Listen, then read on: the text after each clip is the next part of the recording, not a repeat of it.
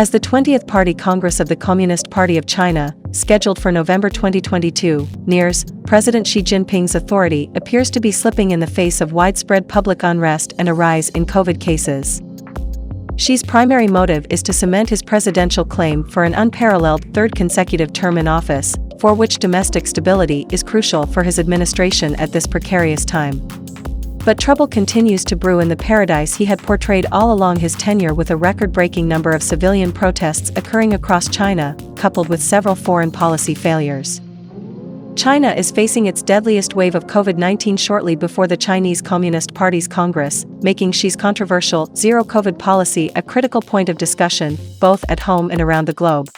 Beijing has adopted a hardline policy to combat the rising cases of the virus, which impinges on people's rights through arbitrary lockdowns to restrict the spread and mass incarcerations in quarantine centers becoming the norm. Discontentment and outrage have been brewing amongst the Chinese population, as this year alone saw a notable rise in the number of civilian demonstrations, more than 430, which was often followed by an authoritarian response. China's impractical policy has impacted all sections of society, with different social groups and even students at prestigious universities rising in protests that are reminiscent of the Tiananmen Square protests of 1989. The public is also anguished over a major economic crisis looming over the head, and unemployment rates remained high, on average 5.4% in July.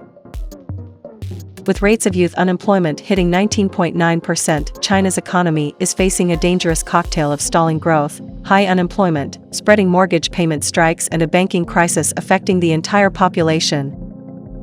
The meltdown in the country's debt-laden property market is at the heart of the economic problem, as the $300 billion debt piled up due to the Evergrande crisis is now slowly infecting the whole economy.